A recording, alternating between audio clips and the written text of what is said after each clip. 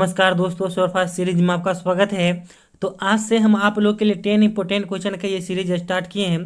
क्योंकि देखिए आप लोग को जो बिहार बीएड एडमिशन 2022 का फॉर्म जो है लास्ट फरवरी तक में भी आ जाएगा, ठीक है, फाइनली। क्योंकि देखिए कोरोना के कारण कोई भी एग्ज़ाम नहीं टल रहा है, तो आपका भी एग्ज़ाम आपके समय पे ही होगा। और आप लोग चाहते हैं कि मेरा फ्री में नामांकन हो, यानी फुली गवर्नमेंट कॉलेज में। क्योंकि देखिए फुली गवर्नमेंट कॉलेज में है, फ्री में नामांकन होता है। अगर देखिए जो स्टूडेंट सक्षम नहीं है 1.5 लाख रुपया देने में, और अभी से आप लोग थोड़ा मेहनत करेंगे तो आप लोग को जो है यानी फ्री में जो है नामांकन हो जाएगा, ठीक है। बस आप लोग के मेहनत पे डिपेंड करता है कि आप लोग कितना मेहनत करते हैं। तो चलिए इस क्लास की शुरुआत करते हैं। और जो लोग अभी हमारे चैनल पर नहीं हैं, आप हमारे चैनल को सब्सक्राइब कर लीजिए। यदि आपको यह क्लास अच्छा लगे तो प्लीज़ वीडियो को लाइक कीजिए, नहीं तो फिर आपका मन। तो चलिए इस क्लास की शुरुआत करते हैं। तो पहला क्वेश्चन है कि गौतम बुद्ध को ज्ञान की प्राप्ति कहाँ हुई थी। तो ऑप्शन में है लुम्बिनी, बोध गया, सारनाथ, कुशीनगर। तो देखिए गौतम बुद्ध को जो है ज्ञान की प्राप्ति जो है बोध गया में, ठीक है। निरंजना नदी, जिसे फल्गु नदी भी कहते हैं, इसी नदी के तट पे बोधि वृक्ष के नीचे जो है पूर्णिमा की रात को इनको ज्ञान की प्राप्ति हुई थी। अब देखिए इनका जन्म जो है लुम्बिनी नेपाल में हुआ था। इन्होंने अपना पहला उपदेश सारनाथ में दिए थे और इनकी मृत्यु जो है कुशीनगर में हुई थी। अब इनके बारे में और कुछ बता देते हैं। देखिए इनके जन्म का चिन्ह जो है कमल एवं सार है, और इन्होंने जो गिरि त्याग किए थे उसे महाविनिसिगमन कहते हैं, और इनकी मृत्यु को जो है महापरिनिर्वाण कहते हैं। और इन्होंने अपना उपदेश जो है पाली भाषा में दिए थे। अब चलिए अगला क्वेश्चन देखते हैं। अगला क्वेश्चन है कि संविधान के किस अनुच्छेद में पंचायती राज की व्यवस्था है।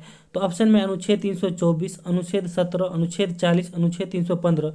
तो देखिए पंचायती राज की व्यवस्था जो है अनुच्छेद 40 में है। अब देखिए सभी अनुच्छेद को देख लेते हैं। अनुच्छेद 324 में जो है निर्वाचन आयोग की चर्चा है। अनुच्छेद 17 में जो है अस्पृश्यता का अंत यानी छुआछूत का अंत की बात कही गई है। और अनुच्छेद 315 में जो है संघ लोक सेवा आयोग। आप जानते होंगे कि संघ लोक सेवा आयोग के ही द्वारा डीएम, कलेक्टर, आईएएस, आईपीएस की बहाली होता है, यानी नियुक्ति होता है।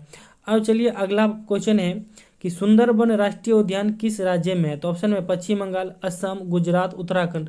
तो देखिए सुंदरबन राष्ट्रीय उद्यान जो है आपको पश्चिम बंगाल में है, और यह जो है रॉयल बंगाल टाइगर के लिए विश्व प्रसिद्ध है।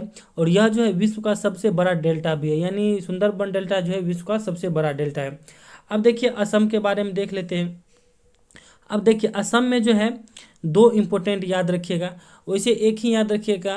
काजीरंगा नेशनल पार्क जो असम में है, उसके बाद नामेरी हो गया, औरंग हो गया, ये सब जो है असम में नेशनल पार्क है, ठीक है। आपको जो है सिर्फ काजीरंगा पूछेगा, आप इसे याद रखेंगे। अब देखिए गुजरात में जो है गिर राष्ट्रीय उद्यान हो गया, उसके बाद कच्छ की खाड़ी जो है गुजरात में है। उसके बाद देखिए उत्तराखंड में जो है जिम कार्बेट नेशनल पार्क हो गया। उसके बाद जो है आपको राजाजी नेशनल पार्क हो गया, यह सब जो उत्तराखंड में है। अब देखिए जिम कार्बेट नेशनल पार्क को जो है इसका जो है नाम बदल दिया गया सरकार के द्वारा। इसके बीच में जो है जिम कार्बेट नेशनल पार्क के बीचों बीच जो है रामगंगा नदी बहती है, तो इसी रामगंगा नदी के नाम पे जो है इस अब नेशनल पार्क का नया नाम होगा, यानी रामगंगा नेशनल पार्क। तो उसे भी आप लोग जरूर याद रखेंगे। अब चलिए अगला क्वेश्चन देखते हैं। अब अगला क्वेश्चन है कि वीरभूमि किसका समाधि स्थल है। तो ऑप्शन में इंदिरा गांधी, महात्मा गांधी, राजीव गांधी, कोई नहीं।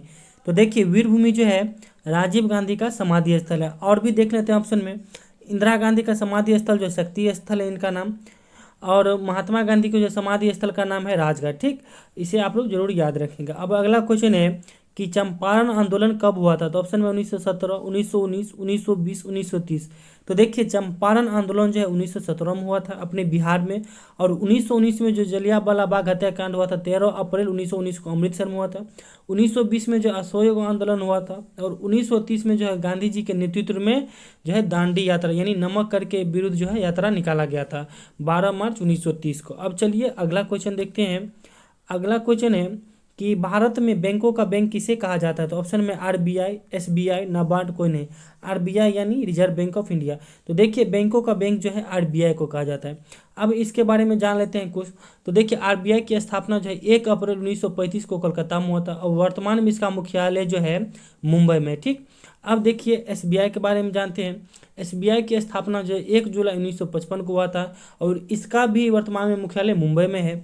और नाबार्ड का स्थापना जो है 12 जुलाई 1982 को हुआ था, और इसका पूरा नाम है national bank for agriculture and rural development, ठीक है।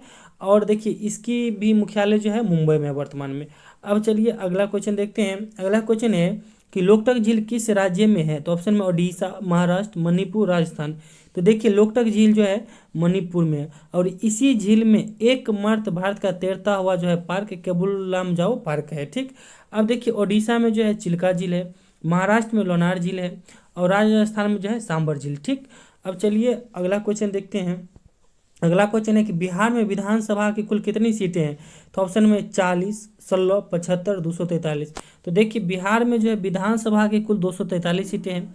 अब देखिए लोकसभा की टोटल जो है बिहार में 40 सीटें हैं, 16 जो है राज्यसभा की सीटें, और 75 जो है विधान परिषद की सीटें। आप लोग इसे जरूर नोट कर लीजिएगा। ठीक है, अब अगला क्वेश्चन है कि बुलंद दरवाजा किसने बनाया था? तो ऑप्शन में अकबर, शाहजहां, हुमायूं, जहांगीर। तो देखिए बुलंद दरवाजा है अकबर ने बनाया था। इन्होंने जो है गुजरात यानी गुजरात विजय के जो उपलक्ष्य में फतेहपुर सीकरी में जो है बुलंद दरवाजा का निर्माण किया था, और इसका मकबरा जो है सिकंदरा में। अब देखिए शाहजहां के द्वारा बनाया गया कुछ इमारत देख लेते हैं। तो देखिए शाहजहां जैसे लाल किला हो गया, ताजमहल हो गया, जामा मस्जिद, ये सब जो है आपको शाहजहां ने बनाया है। और शाहजहां का मकबरा कहाँ है? आगरा में है। अब देखिए हुमायूं का मकबरा कहाँ है? इनका मकबरा जो है दिल्ली में है। और जहांगीर का मकबरा जो है लाहौर में है, और शालीमार बाग जो है जहांगीर ने बनाया था। अब अगला क्वेश्चन है कि क्षेत्रफल की दृष्टि से भारत का सबसे बड़ा राज्य कौन है? तो ऑप्शन में गोवा, उत्तर प्रदेश, राजस्थान, मध्य प्रदेश। तो देखिए क्षेत्रफल की दृष्टि से जो है भारत का सबसे बड़ा राज्य है आपको राजस्थान, और क्षेत्रफल की दृष्टि से सबसे छोटा राज्य हो गया गोवा।